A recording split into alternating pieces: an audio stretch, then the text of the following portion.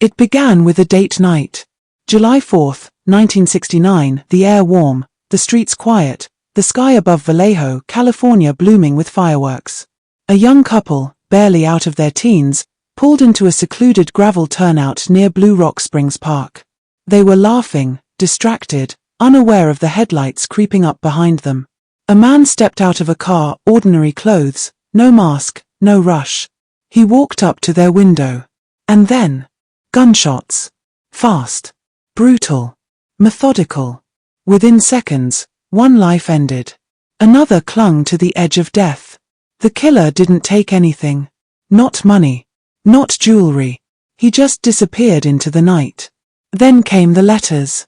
3 of them, sent to 3 different newspapers, each stamped, each typed, and each containing something far more terrifying than just a confession. They included a cipher. A puzzle. A challenge. The man behind the murders didn't just want to kill. He wanted to be known, remembered, and feared. He called himself something no one would ever forget. This is the Zodiac speaking. To this day, more than 50 years later, his identity remains a mystery. But the trail he left behind? It's written in blood, paranoia, and chilling genius. Tonight, we unravel the true story behind America's most haunting unsolved murder spree. A case that outlasted generations, and may still be alive. Chapter 1. The World Before the Killings. It was the late 1960s, a time of flower children and anti-war protests, of free love and rock music echoing through California valleys. America was teetering between idealism and fear. The summer of love had bloomed in San Francisco just 2 years before. But by 1969, the mood had changed. There was a darkness growing beneath the surface. The Manson family murders would soon shake Los Angeles. The Vietnam War raged overseas. And closer to home, people were starting to lock their doors at night. Vallejo, California, nestled in the northern part of the Bay Area, wasn't known for its crime. It was a blue-collar town with a Navy presence, working-class families, modest homes, and long stretches of road leading to nowhere. Perfect for privacy. Perfect for someone who didn't want to be seen.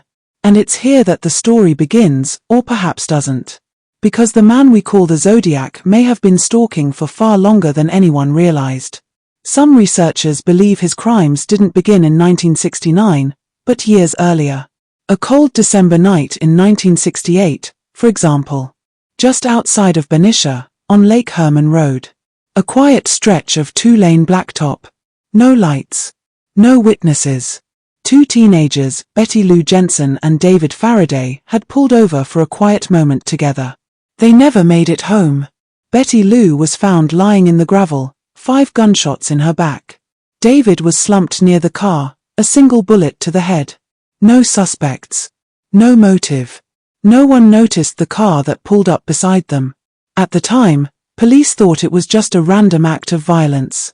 A teenage tragedy. But 7 months later, when another couple was ambushed in a similarly remote spot, the patterns became too hard to ignore. The killer was selecting lovers' lanes. He was striking without warning, and leaving no trace except fear. Fear that would soon paralyze the entire Bay Area. Chapter 2. The Psychology Behind the Monster. Who was this man? What kind of person kills strangers, not for money, not for passion, but for the thrill of being known? The Zodiac was not a typical serial killer. He didn't stalk his victims over time. He didn't always choose the same type of person.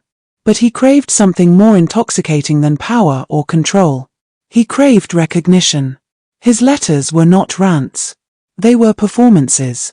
Calculated, cold, sometimes humorous, like a man who wanted to terrify, but also to impress. "I like killing people because it's so much fun," he wrote. "It is more fun than killing wild game in the forest because man is the most dangerous animal of all." That line, cold as ice, struck at something deeper than murder. It was philosophical. He saw himself as a predator above all others. Experts today suggest the Zodiac may have been a narcissist with antisocial personality disorder, someone with no empathy, no remorse, and an insatiable need for attention. But he was something else, too. He was smart. He used codes, symbols, references to books, mythology, and ancient alphabets. One of his ciphers would go unsolved for over 50 years. This wasn't madness. It was orchestration. Every attack, every letter, was like a chess move in a game only he knew the rules to. And the police, the newspapers, the people of San Francisco, they were all unwilling players. Chapter 3, First Blood. It was just after midnight on July 5, 1969. Darlene Ferrin, 22, and Michael Mago, 19, pulled into the parking lot of Blue Rock Springs Park in Vallejo, California. They weren't doing anything unusual, just two young people looking for a quiet place to talk. Or maybe escape the noise of the world for a while. They parked beneath a tree. The night was warm. Crickets hummed. Fireworks from nearby celebrations had faded into smoke. Then came the lights. A car pulled in behind them. It parked, headlights burning into the rear view. Just sat there, watching. After a moment, it drove off. But minutes later, it came back. This time, the driver got out. A man approached their window with a flashlight in one hand and a gun in the other. Before either Darlene or Michael could speak, he opened fire. 5 bullets struck the couple at close range. The killer paused, stepped back to his car, and then returned, firing 2 more rounds for good measure.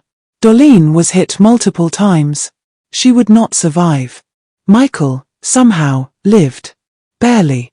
Bleeding, slipping in and out of consciousness, he later recalled the man's face, stocky, round, with brown hair and thick-rimmed glasses. But it was dark. And the trauma blurred the details.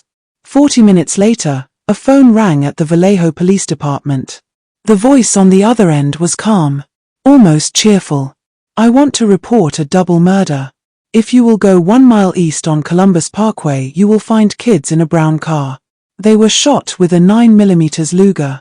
I also killed those kids last year. Goodbye." Click. He didn't scream. He didn't threaten. He delivered it like a grocery list.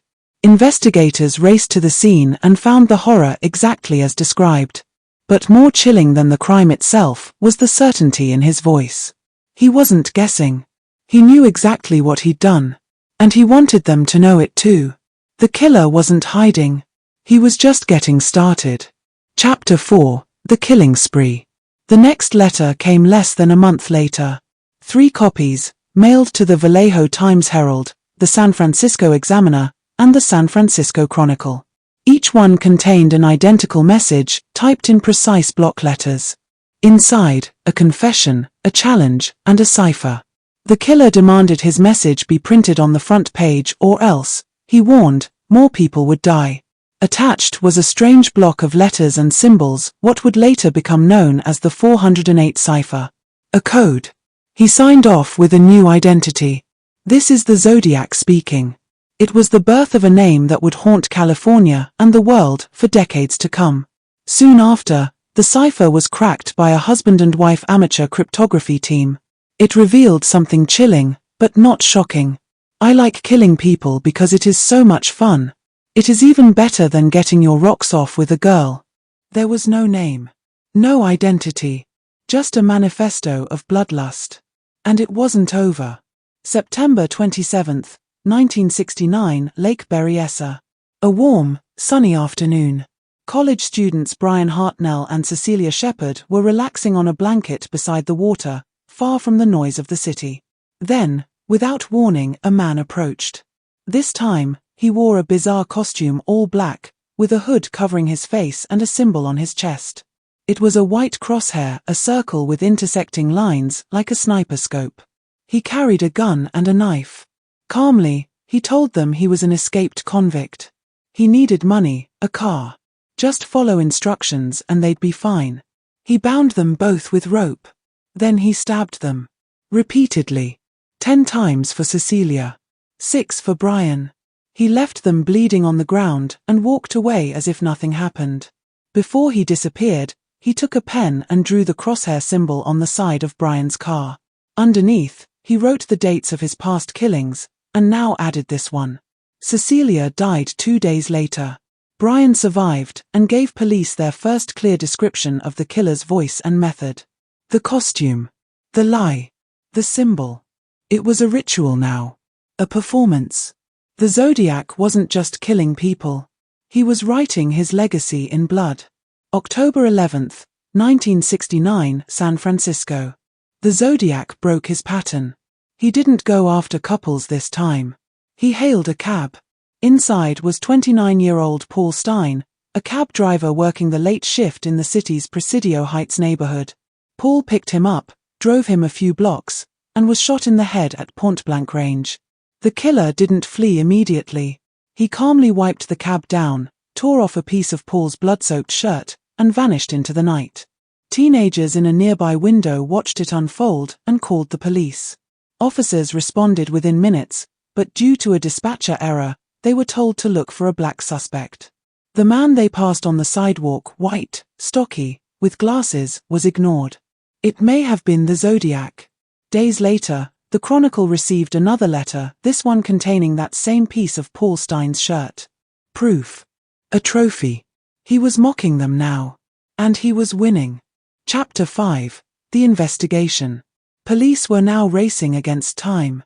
A special task force was formed.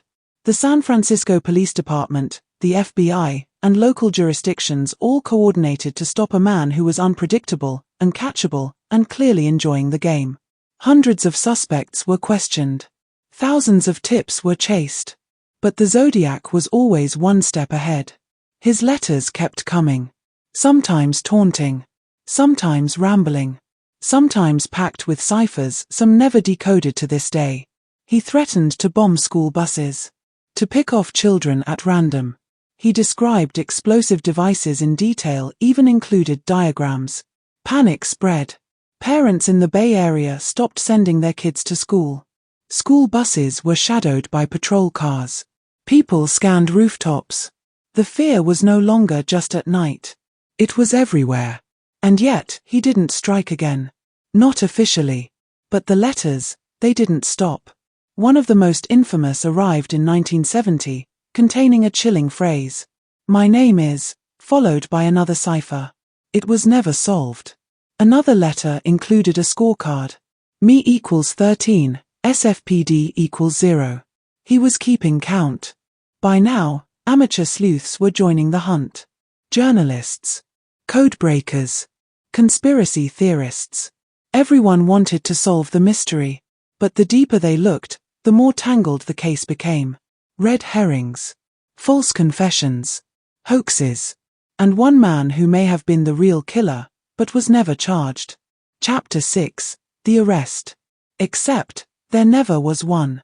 The Zodiac Killer was never captured. Not in 1969. Not in 1970. Not ever. Despite one of the largest manhunts in California's history, despite hundreds of pieces of evidence and countless hours of investigation, the man responsible for at least 5 confirmed murders, and likely many more, simply vanished. But that doesn't mean there weren't suspects.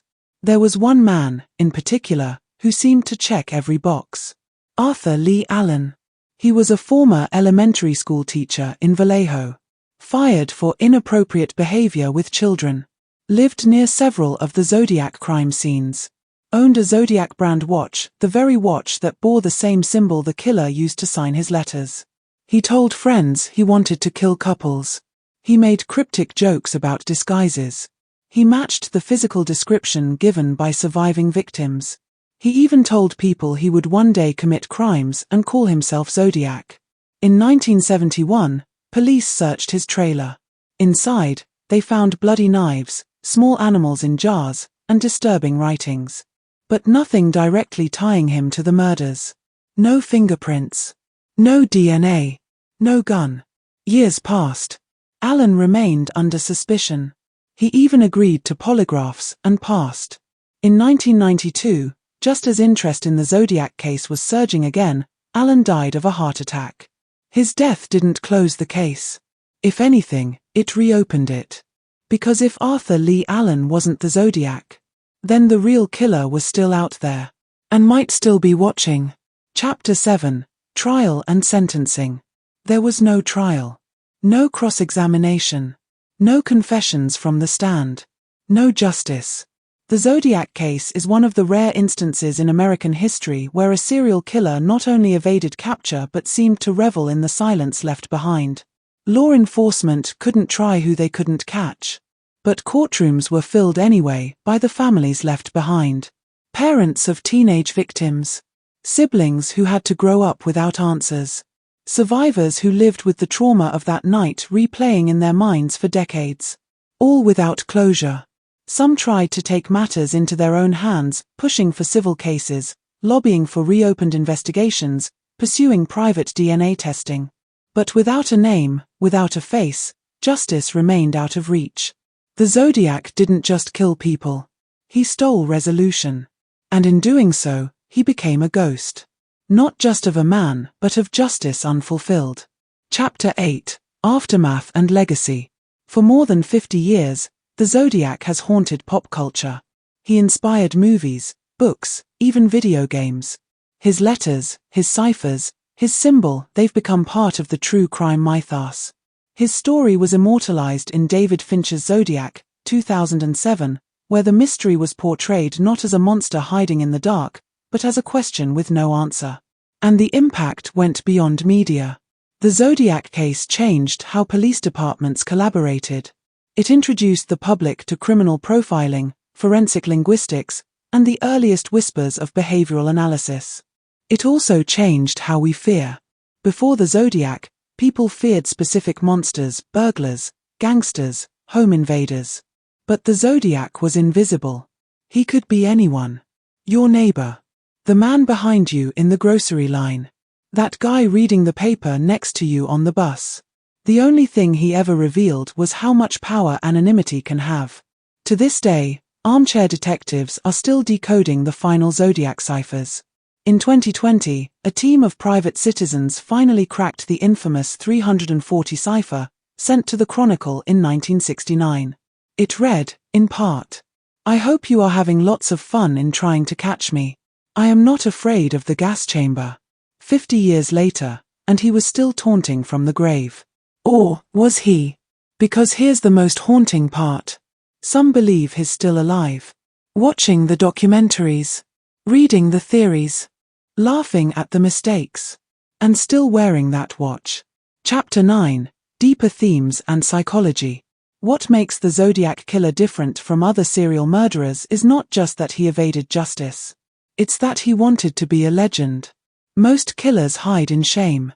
This one wrote letters. He didn't just crave anonymity, he weaponized it. He played with fear the way a conductor plays with sound. He orchestrated panic like a performance. Each murder was a movement. Each letter a new stanza in his twisted symphony. And behind that facade of control was likely a deeply broken man. Experts have suggested possible diagnoses ranging from paranoid schizophrenia to narcissistic personality disorder. He may have suffered childhood trauma. Abandonment, bullying, abuse. But something inside him turned cold, detached, methodical. And rather than lash out randomly, he created an identity. Something larger than himself. Something immortal. The Zodiac wasn't just a killer. He was a mirror. Reflecting back society's obsession with fear, control, the unknown. And perhaps, the most frightening truth of all. He got away with it. Ending, final chilling thought. In one of his final letters, the Zodiac wrote, "There are plenty more out there. Maybe he was lying. Or maybe he wasn't. Because the scariest thing about the Zodiac Killer isn't that he vanished. It's that he could have been anyone.